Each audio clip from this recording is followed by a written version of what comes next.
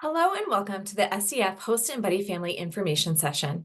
I am a parent who has been involved with the Spanish Education Fund for many years as a host family, buddy family, and as a member of the board. We are so grateful you are here and hope we're able to address all, or at least most, of the questions you might have as you consider the decision to become a host or buddy family. We are only able to welcome these amazing interns into our school because families like yours are willing to host and engage with them. Our entire intern program is really dependent on the wonderful families at Eagle Heights, CMS, and Eden Prairie High School. The most pressing question is typically what is required of us. There really isn't a whole lot to it for either host or buddies, as you can see here. For host families, once accepted, there will be a home visit by an SEF member just to ensure that the intern's bedroom has a door with a lock and they'll have access to a bathroom. It's totally okay if the bathroom is shared with other family members. For buddy families, there isn't a set or rigid time frame to connect with your intern. Some families might establish a weekly night in which the intern rides the bus home with the kids, stays for dinner, and then is driven home. Other families might plan to invite the intern out for an activity once a month on a weekend. Some might do both. It really depends on what works for your families and the intern's schedules. And being available to help with driving is one of the main functions of a buddy family. An important note for both hosts and buddies, however, is that the intern is not here to be a nanny or tutor to your kids on a regular basis.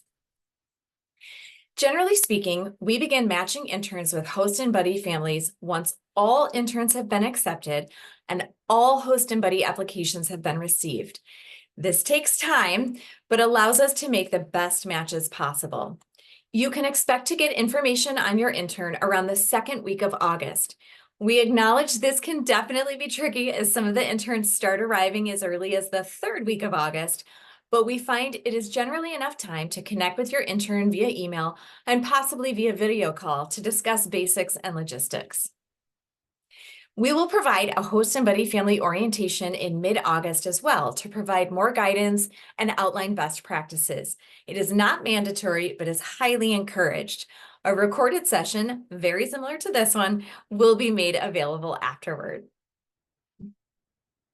For host families, getting to know your intern comes very naturally over shared meals, riding the bus with the kids, creating bedtime routines, etc.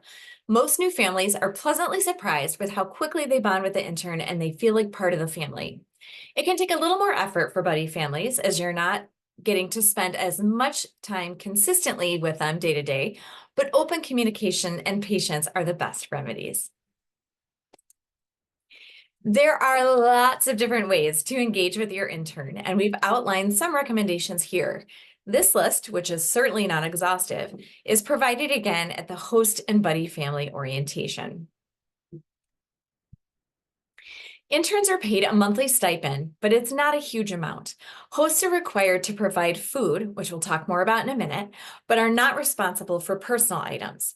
That said, interns may not necessarily have access to money in the first week or so before they receive their first paycheck. So it is a nice gesture to provide some basic items for them if possible. Again, that is not required.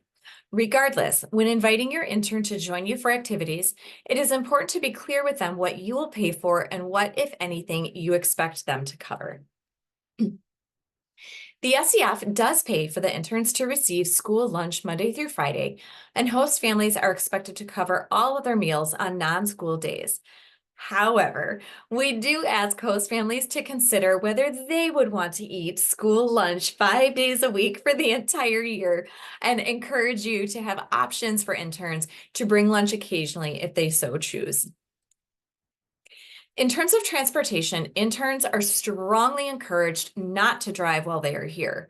Automobile accidents are the #1 cause of death for people abroad, so we highly discourage you from loaning your car to an intern.